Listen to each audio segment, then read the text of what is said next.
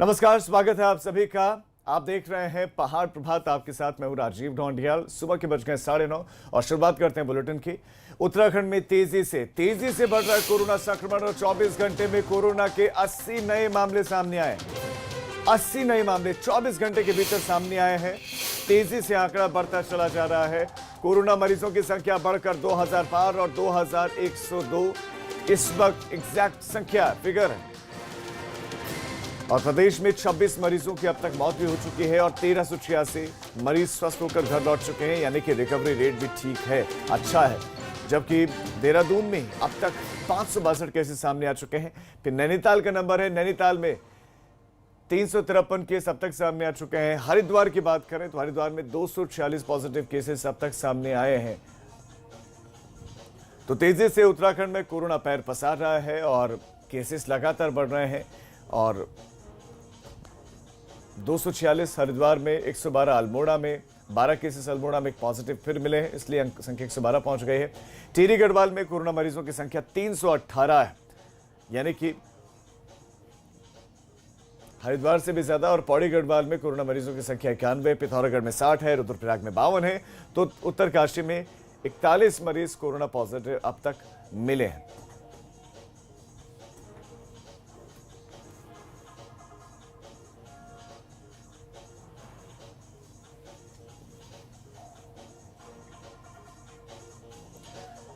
और इस खबर पर रवि कैंतुर हमारे संवाददाता और ज्यादा जानकारियों के साथ जुड़ गए हैं। रवि, कोरोना का संक्रमण, कोरोना का आंकड़ा तो लगातार बढ़ता ही चला जा रहा है और इस पर लगाम लगती हुई दिख नहीं रही है। खासतौर पर जो पहाड़ी जिले हैं वहां से अब ज्यादा केसेस आ रहे हैं। देहरादून से, हरिद्वार से तो आ ही रहे थे, लेकिन टिहरी, अल्मोड़ा में जिस तरह से केसेस बढ़ रहे हैं, ये तो चिंताजनक है। तो क्या ये चिंता सरकारों को हो रही है?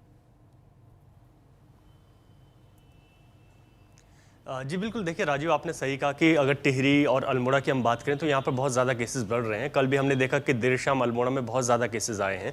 तो इसके साथ ही जो संख्या है वो लगातार बढ़ रही है, जैसे कि हम बात कर ही रहे थे। अब 2100 के पार जो है संख्या चले गई है। और पहाड़ों में बात करें तो सबसे ज़्यादा मामले टिहरी में हैं और जो पहाड़ी ज़िले हैं। तो इसको देखते हुए लगातार जो है कोशिशें की जा रही हैं कि इनको किस तरीके से कम किया जा सके। लेकिन जैसे पहले प्रवासियों का जो सिलसिला था, उसके बाद जो यहाँ पर लगातार कोरोना के केसेस बढ़े हैं, उसके साथ ही प्रवासियों के बाद अब कुछ ऐसे केसेस भी सामने आ रहे हैं जिनकी कोई ट्रैवल हिस्ट्री नहीं है। तो इसको हम सीधा सीधा कह सकते हैं कि ये उन लोगों के संपर्क में आए होंगे या फिर कुछ ऐसी चीज़ें हैं जहां पर लगातार संक्रमण जो है कम्युनिटी में भी फैल रहा है। खासतौर पर देहरादून की अगर बात करें तो यहाँ पर बहुत सारे जो केसेस आए हैं वो नए केस हैं, वो कोई प्रवासी नहीं है, लेकिन लगातार जो है पॉजिटिव आए हैं। चाहे हम सब्जी मंडी की बात करें, तमाम चाहे हम कई दुकानों की बात करें तो वहाँ से भी लोग पॉजिटिव आए हैं। तो ऐसे में कंटेनमेंट जोन की जो संख्या है वो उत्तराखंड में बढ़ती जा रही है। तो कोशिशें की जा रही थी, ये आकलन लगाया जा रहा था कि ये संख्या लगातार बढ़ेगी, 2000 के करीब जाएगी। लेकिन जो है ये संख्या अभी भी लगातार बढ़ रही है। तमाम जो सैंपल हैं 4000 के करीब, वो अभी वेटिंग में हैं, उनकी भी रिपोर्ट्स आनी है। और ऐसे में जो है तमाम अभी कुछ लोग हैं जो महाराष्ट्र, मुंबई जैसे हाई रिस्क एरिया से भी वापस आएंगे, तो कुछ ट्रेनें वापस आनी है। उसके बाद भी जो है ये संख्या और ज्यादा बढ़ सकती है। तो छोटा सा प्रदेश है और जिस तरीके से लगातार संख्या बढ़ी है उसमें कई चीजें की गई हैं। जैसे कि आने वाले समय में अगर ज्यादा संख्या बढ़ती है तो हमने ये भी दिखाया था कि एक टेम्पररी हॉस्पिटल जो है देहरादून में तैयार किया गया है, जिसमें फिलहाल 2000 बेड की जो है संख्या कर दी गई है और ये संख्या जो है 5000 तक बढ़ाई जाएगी। ये तो अच्छी बात है कि आप व्यवस्थाओं को करें, लेकिन ज्यादा इंपॉर्टेंट ये है कि केसेस ही ना आए। ज्यादा इंपॉर्टेंट ये है कि जो सैंपल्स वेटिंग में, वो वेटिंग में ना हो, जल्द से जल्द सैंपल्स आए। आप रवि बने रहे हमारे साथ, मैं आपके पास अगली खबर पर लौट रहा हूं। तो एक तरफ कोरोना के केसेस बढ़ रहे हैं, दूसरी तरफ मुख्यमंत्री त्रिवेंद्र सिंह रावत ने कैबिनेट की बैठक भी की। देहरादून में कैबिनेट की बैठक हुई और इस कैबिनेट की बैठक में 15 प्रस्तावों पर मुहर भी लगी है। कैबिनेट ने कोरोना की वजह से पस्त हो चुके परिवहन सेक्टर के लिए एक बहुत बड़ा फैसला लिया है। ये बहुत बड़ा फैसला परिवहन सेक्टर के लिए भी और आम लोगों के लिए भी, इसका भी हम विश्लेषण करेंगे। सरकार ने 50% क्षमता पर वाहन चलाने का मानक लागू रहने तक रोडवेज, निजी ऑपरेटर और सिटी बस का किराया दोगुना करने को मंजूरी दे दी गई है। ये बहुत महत्वपूर्ण और बड़ा फैसला है, क्योंकि यहां पर रोडवेज, निजी ऑपरेटर और सिटी बस संचालकों की समस्याओं को तो देखा गया है, लेकिन इस फैसले पर सवाल आम जनता उठाने लगी है कि उनकी जेब पर क्यों दोगुना बोझ बढ़ाया जा रहा है। सरकार अपनी तरफ से सरकार ने क्यों नहीं रियायत दी। हरिद्वार में 2021 में होने जा रहे महाकुंभ को लेकर भी संतों की राय उन्होंने कहा कि ली जाएगी और उसके आधार पर ही महाकुंभ का खाका तैयार किया जाएगा। साथ ही अगले महीने होने वाली कांवड़ यात्रा को लेकर फैसला लिया गया और इस बारे में सीएम हरियाणा और सीएम उत्तर प्रदेश से बात करेंगे। और फिर फैसला लिया जाएगा कांवड़ यात्रा को लेकर। युवाओं को स्वरोजगार देने के लिए, नौकरी देने के लिए, प्रदेश में ही रोजगार से जोड़ने के लिए भारत सरकार की योजना में मुख्यमंत्री स्वरोजगार योजना के तहत 2% इंटरेस्ट राज्य सरकार उठाएगी। तो ये कुछ महत्वपूर्ण निर्णय जो साधु संत आएंगे उनकी सुविधाओं के लिए कुछ काम करने हैं, मुख्यमंत्री जी को अधिकृत कर दिया गया है। एक कावड़ से संबंधित था, कावड़ के लिए तय हुआ है कि माननीय मुख्यमंत्री उत्तराखंड श्री त्रिवेंद्र सिंह रावत जी मुख्यमंत्री हरियाणा और मुख्यमंत्री उत्तर प्रदेश से वार्ता करके उस पर निर्णय लेंगे। इससे अलग मुख्यमंत्री स्वरोजगार योजना में 2 महत्वपूर्ण इशू हम लेकर आए हैं। एक टैक्सी मोटरसाइकिल का लेकर आए जिसमें लगभग 20,000 से ज़्यादा जो नौजवान है उससे जोड़े जाएंगे अभी तत्काल। बाकी इस योजना को फिर बढ़ाया जाएगा। इसको कोऑपरेटिव के माध्यम से हम कंप्लीट करेंगे। इसमें 2 साल का इंटरेस्ट वो राज्य सरकार मुख्यमंत्री स्वरोजगार योजना में हम लोग वहन करेंगे। दूसरा इशू है जो शहरों के अंदर जो हमारे ठेली वाले, जो हमारे फड़ वाले, जो हमारे इस प्रकार का मार्केट लगाने वाले लोग हैं, उन सबके लिए जो भारत सरकार की योजना है, जो निश्चित लोन बिना गारंटी के उनको दिया जाएगा, उसमें कुछ भारत सरकार ने कहा कि जो इंटरेस्ट होगा वो वहन करेंगे। 2% इंटरेस्ट राज्य सरकार ने कहा है कि हम मुख्यमंत्री स्वरोजगार योजना से जोड़ते हुए वहन करेंगे। तो कुल मिलाकर जो फैसले थे वो आपने सुने भी। कैबिनेट मंत्री मदन कौशिक ने जानकारी दी है। रवि हमारे साथ, हमारे संवाददाता जुड़े हुए। रवि, एक बहुत बड़ा निर्णय है कि रोडवेज बस या निजी ऑपरेटर और सिटी बस का किराया दोगुना किया जाएगा। सवाल ये कि यहाँ तो ये स्पष्ट नजर आ रहा है कि सरकार अपने ऊपर कोई बोझ ही नहीं लेना चाहती है। सरकार ने सारा का सारा बोझ डाल दिया आम जनता पर जो किराया देगी। वो पेट्रोल डीजल की भी बड़ी कीमतें दे रहा है क्योंकि पेट्रोल डीजल के दाम बढ़ रहे हैं। अगर अपनी गाड़ी से नहीं जाएगा तो उसको रोडवेज बस या निजी बस या दूसरी बसों का सहारा लेना पड़ेगा, वहां पर भी दोगुना किराया देना पड़ेगा। यानी कि हर तरह से दबाव उसी के ऊपर, जिसको ना सैलरी टाइम से मिल रही है या किराया, उसको जो सैलरी मिल रही है वो कटी हुई मिल रही है। बिल्कुल राजीव, आपने सही बात की है। देखिए, जिस तरीके से हम कह सकते हैं कि सरकार को एक बार फिर से परिवहन के सामने झुकना पड़ा है, क्योंकि लगातार इनकी मांगे थी कि वो 50% जो सवारियां हैं 50% क्षमता के साथ अपनी बसों को चलाने के लिए तैयार नहीं हैं। खासतौर पर देहरादून की बात करें तो बहुत पहले जो है सिटी बसों को ये कह दिया गया था कि आप सिटी बसें चलाइए, लेकिन उसमें 50% आप जो है सवारी रखेंगे क्योंकि सोशल डिस्टेंस का पालन करना है और एक केंद्र सरकार की गाइडलाइन भी है। लेकिन लगातार यहाँ पर सिटी बसें बंद थी, ऑटो और विक्रम जो चल रहे थे, मनमाने किराए के चलते भी लोग थे। तो ऐसे में जो है सरकार ने जो किराया दोगुना किया है, तो कुछ और ज्यादा इसको बढ़ाया जा सकता था दोगुने करने के बजाय। तो ऐसे में सीधा सीधा जनता के जेब पर ही ये भारी पड़ेगा। पेट्रोल डीजल के दाम भी जो है लगातार बढ़ रहे हैं और यही एक खास बात रही, क्योंकि लगातार इन संचालकों का कहना था कि वो इतने में जो है अपनी बसों को संचालित नहीं करेंगे और ये जो अतिरिक्त भार है इसको सरकार वहन करे। लेकिन सरकार ने अतिरिक्त भार जो है सीधा सीधा जनता पर डाल दिया है, क्योंकि दोगुना किराया हो जाएगा। मैं आपको बता दूं कि जो सिटी बसों का जो न्यूनतम किराया है वो जो है डबल हो जाएगा और यहाँ पर जो किराया है वो अब पहले क्योंकि 7 रुपये सबसे न्यूनतम किराया था, तो अब सीधा 14 रुपये हो जाएगा। तो ये डबल किया गया है। इसके साथ ही जो मुख्य बात रही है कुंभ को लेकर, क्योंकि उत्तराखंड में जो है अब कुंभ का शुरू होना है, जिसको लेकर तमाम तैयारियां भी की गई। लेकिन जो है अब क्योंकि यूपी और हरियाणा से यहाँ पर बहुत ज़्यादा बड़ी संख्या में जो है कांवड़ी यहाँ पर आते हैं और कांवड़ यात्रा को किस तरीके से संचालित करना है, क्योंकि अभी तक स्थिति स्पष्ट नहीं हो पा रही है कि उत्तराखंड में ये संख्या कहाँ जाकर रुकेगी। तो ऐसे में कांवड़ यात्रा है, बहुत ज़्यादा जो है लाखों की संख्या में लोग जो है एकत्रित होते हैं। तो इस यात्रा को किस तरीके से संचालित करना है, ये रोकना है या आगे कुछ इस पर जो है और ज्यादा कुछ समय लिया जाएगा, इसी को लेकर जो है हरियाणा और यूपी के मुख्यमंत्री से भी बातचीत की जा रही है कि इस पर आगे क्या निर्णय लेना है। तो सीधा सीधा जैसा आपने कहा कि कुछ ये चीजें हैं और जो कि कैबिनेट में ली गई हैं और इसके साथ ही आज से बसों का संचालन शुरू हो गया है।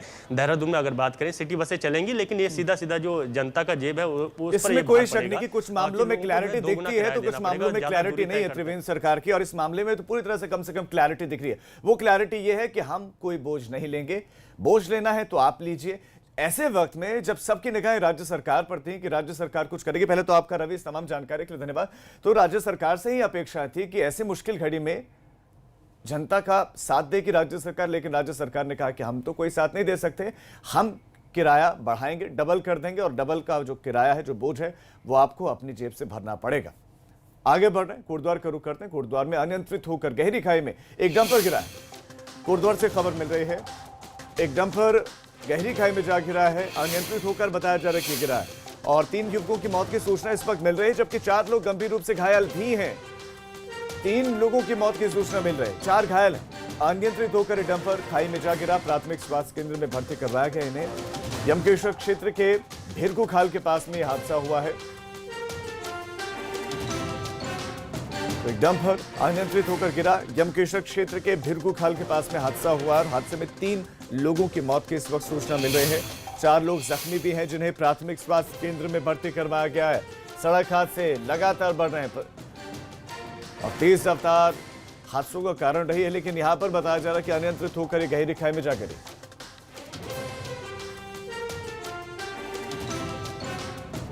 गिरीश तिवारी हमारे संवाददाता इस खबर पर और ज्यादा अपडेट्स देंगे। गिरीश, हादसे का कारण क्या रहे और जो 4 लोग घायल हैं उनके बारे में बताइए, कैसे उनकी हालत है और कहां के सब रहने वाले हैं? राजीव, मैं आपको बता दूं, देर रात का ये मामला है। कोटद्वार से एक डंपर जो है यहाँ भिरकू खाल के लिए यहाँ पर निकला था। वहां पर बताया जा रहा है कि सड़क का कार्य चल रहा था। तो सबसे इसमें बड़ी बात क्या है कि इसमें कोटद्वार से जो लोग गए थे, 2 उसमें नाबालिग बच्चे हैं। अब ये थोड़ा बड़ा गंभीर विषय है कि वो नाबालिग बच्चे क्या मजदूरी करने के लिए गए थे या उनको कोई बहला फुसला कर लेके गया था, क्योंकि उनके पिता से जब हमारी बात हुई, उनका ये कहना है कि हमें नहीं पता कि हमारा बच्चा कहाँ गया हुआ है, क्योंकि बच्चा नानी के घर पर गया हुआ था। बड़ा एक यहाँ पर देखने वाली बात होगी। पुलिस देखिए इसमें किस तरह की कार्रवाई करती है। तो जब वहां पर जो है यह गाड़ी पहुंचते अनियंत्रित होकर गहरी खाई में गिर जाती है। मैं आपको बता दूं कि 3 लोगों की मौके पर ही मौत हो जाती है, जिसमें एक नाबालिग बच्चा है और 4 लोग घायल हैं, उसमें एक नाबालिग बच्चा, जिनको रात ही देर रात करीबन 12 बजे के बाद कोटद्वार प्राथमिक स्वास्थ्य केंद्र पहुंचाया गया था। उसके बाद वहां पर उनका इलाज चल रहा है और अभी सबकी स्थिति सामान्य है। जी ठीक है गिरीश, आपका इस तमाम जानकारी के लिए धन्यवाद।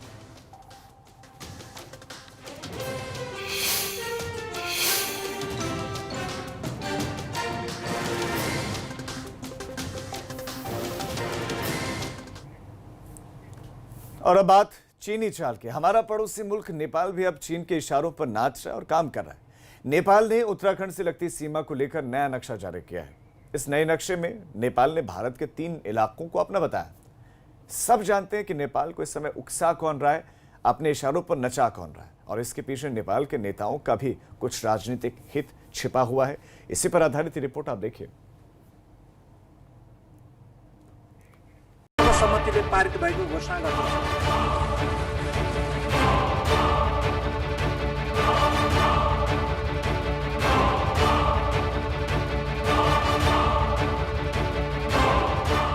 पहले आर्मी चीफ ने नेपाल को भरोसा दिया कि उससे हमारा कोई विवाद नहीं है।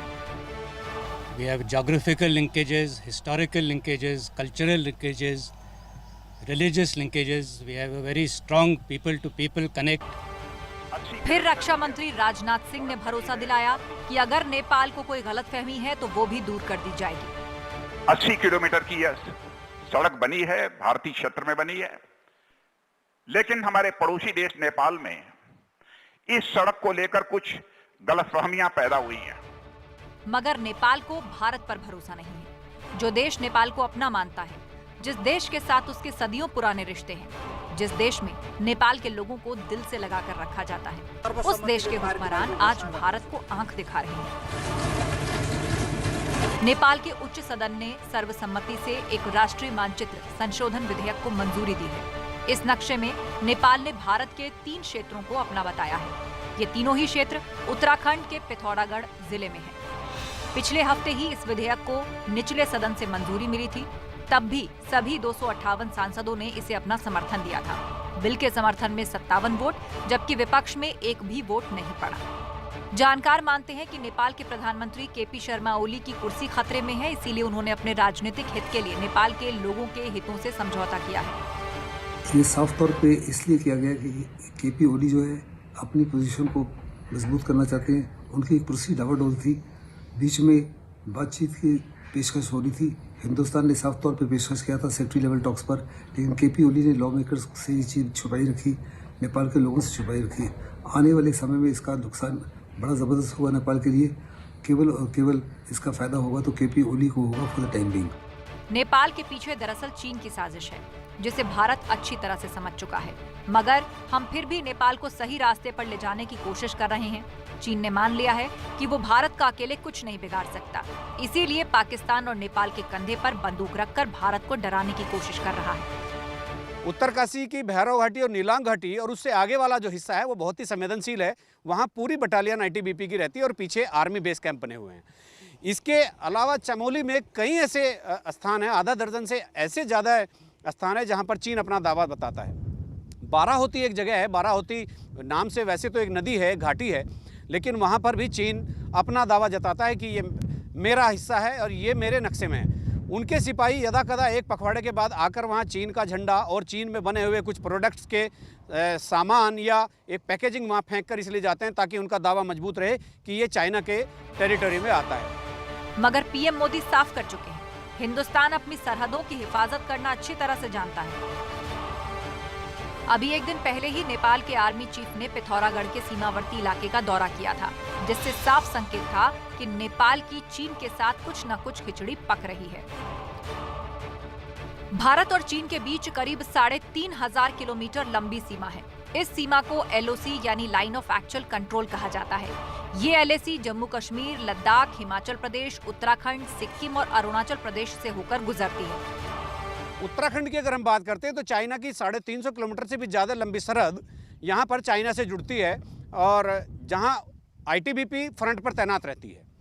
जैसे नेपाल सीमा शुरू होती है तो वहाँ SSB बिल्कुल सबसे आगे वाली पंक्ति में सरहदों की रक्षा करने के लिए रहती है। तो ITBP का चूँकि लद्दाख से लेकर और पिथौरागढ़ तक पूरा बहुत ही लंबा क्षेत्र है, तो एक बड़ी संख्या में एक बड़े नंबर्स के साथ ITBP के सैनिक फ्रंट पर तैनात रहते हैं। लद्दाख में चीन पहले ही चालबाजी दिखा चुका है, जिसका भारतीय जवानों ने मुंहतोड़ जवाब दिया था। मगर वो अब नेपाल को भड़काकर उत्तराखंड के बॉर्डर पर तनाव पैदा करने की कोशिश कर रहा है। देहरादून से अजीत सिंह राठी की रिपोर्ट, ABP गंगा। उत्तराखंड से लगती नेपाल सीमा पर चौकसी बढ़ा दी गई है। वैसे तो चीन 100 बार सोचकर उत्तराखंड से लगती सीमा में कोई हरकत करेगा, मगर चीन का कोई भरोसा नहीं, वो दगाबाजी है और इसी के लिए मशहूर भी है। इसीलिए उत्तराखंड से लगती सीमा पर जवान चौकन्नी निगाहों से डटे हुए हैं।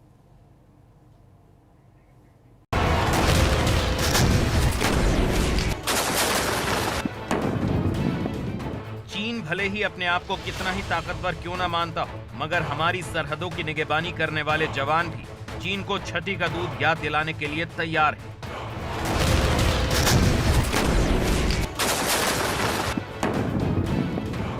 चीन ने भारत की पीठ में अक्सर छुरा घोंपने का काम किया है, इसीलिए अब वो नेपाल को भड़का रहा है। चाइना पिछले काफी सालों से भारत की घेराबंदी में जुटा है और पाकिस्तान में वो इकोनॉमिक कॉरिडोर उसी का एक हिस्सा है और उसने अवस्थापना पर वहाँ लाखों अरबों रुपए खर्च करके एक अपना बेस तैयार कर लिया है ताकि उसकी आर्मी का मूवमेंट वहाँ बना रहे।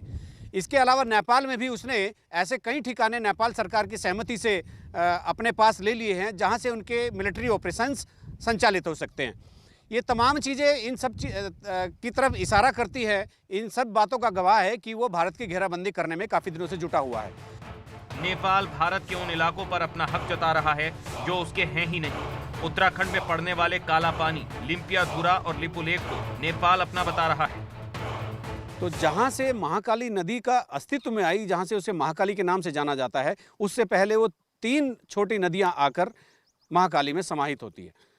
तो नेपाल का दावा यह है जो हमारी तरफ का जो सबसे पहले सबसे शुरुआती दौर का स्रोत है उस तक नेपाल अपना दावा जता रहा है, जबकि महाकाली नदी का जो नेपाल की तरफ तीसरा स्रोत है काला पानी जिसको हम बोलते हैं, हम वहां तक अपना कब्जा मानते हैं और हमारे राजनीतिक मानचित्र में वहीं तक भारत है। मगर भारत का कहना है कि नेपाल 1816 में हुई सुगौली संधि को तोड़ रहा है। सुगौली संधि में यह तय हुआ था कि काली नदी के एक तरफ नेपाल और दूसरी तरफ भारत है। सर्वे जो ब्रिटिशर्स ने किया था वो लिम्पियाधुरा वाला जो स्ट्रीम था वो उसको काली नदी का उद्गम माना गया, लेकिन 1857 में फिर 1879 में ये दोबारा इसका रीअलाइनमेंट हुआ और फाइनली पंखा गाड़ जो बिल्कुल काला पानी के नीचे है वो काली नदी वो माना गया, काली नदी का उद्गम, और काला पानी बाहर हो गया और काला पानी इंडिया में आ गया। तब से और 79 में जो तय हुआ, रीअलाइनमेंट तय हुआ, इसको नेपाल ने भी स्वीकार किया था। तब से हमारी वही बाउंड्री है, दोनों नेपाल और हमारी वही बाउंड्री है काला पानी। भारत ने नेपाल के नए नक्शे पर आपत्ति जताई। भारत ने कहा कि नेपाल का दावा ऐतिहासिक तथ्यों और सबूतों पर आधारित नहीं है, ऐसे में उसका दावा जायज नहीं है। भारत ने लिपुलेख से धारचूला तक सड़क बनाई है। रक्षा मंत्री राजनाथ सिंह ने 8 मई को वीडियो कॉन्फ्रेंसिंग के जरिए इसका उद्घाटन किया था। इसके बाद ही नेपाल की सरकार ने विरोध जताते हुए 18 मई को नया नक्शा जारी किया था, मगर भारत ने इस पर आपत्ति जताई थी। नेपाल और ब्रिटिश ईस्ट इंडिया कंपनी के बीच 1816 में एंग्लो नेपाल जंग के बाद सुगौली समझौते पर दस्तखत हुए थे। समझौते में काली नदी को भारत और नेपाल की पश्चिमी सीमा के तौर पर दिखाया गया है। बावजूद इसके नेपाल लिपुलेख, काला पानी और लिम्पियाधुरा पर अपने अधिकार क्षेत्र में होने का दावा कर रहा है। अब जो विवाद पैदा हुआ है, विवाद का मुख्य कारण जो हम आपको बताएं, जो अभी 20 मई को नेपाल ने जो नया नक्शा, नया मैप एक निकाला था, उसमें जो ओल्ड जो ब्रिटिशर्स के टाइम सर्वे मैप निकाला गया, जो मैंने आपको बताया, कुटीयांगटिक नदी वाली जो रिवर से लेकर के लिम्पियाधुरा वाला जो एरिया था, वो करीब करीब वो ओल्ड सर्वे जो सर्वे हुआ था उस नक्शे के हिसाब से उसने क्लेम किया है। और उसने कहा कि लिम्पियाधुरा से लेकर के लिपुलेख पास और काला पानी एक करीब 335 स्क्वायर किलोमीटर है, उस एरिया को वो कहता है कि हमारा है। तो वर्तमान में वही डिस्प्यूट है। ओल्ड सर्वे के हिसाब से कहता है, लेकिन ओल्ड सर्वे 1879 में खत्म हो गया, इसलिए उसका कोई औचित्य नहीं रह जाता। वर्तमान में जो विवाद है अननेसेसरी विवाद है और काला पानी हिंदुस्तान का हिस्सा है। मगर सवाल ये उठ रहा है कि आखिरकार ये नेपाल को अचानक हो क्या गया? भारत और नेपाल के संबंध रोटी और बोटी के जैसे कहे जाते हैं, फिर नेपाल का रुख अचानक बदल क्यों गया है? जानकार मानते हैं कि नेपाल को चीन ने चढ़ाया है, इसीलिए वो भारत को आंख दिखा रहा है। नेपाल सरकार आज जिस भाषा में भारत सरकार के साथ डायलॉग कर रही है वो एक अत्यंत चिंताजनक विषय है। और चूंकि नेपाल के साथ भारत का रोटी बेटी का रिश्ता रहा है, लाखों नेपाली यहाँ भारत में काम करते हैं, उत्तराखंड में काम करते हैं, फिर भी वहाँ पर तनाव पैदा हो गया है। लेकिन एक बात जरूर है कि वहाँ की आवाम नहीं चाहती कि भारत के साथ रिश्ते खराब हो।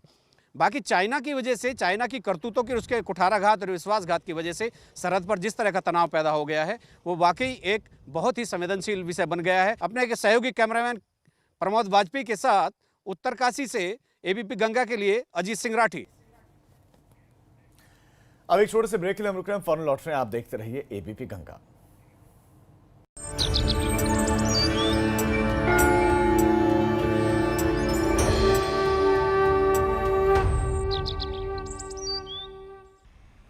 गर्मी, पसीना। राजू भाई एक मस्त परफ्यूम वाला पाउडर दे दो ना। एक फॉग मास्टर लाना। नहीं,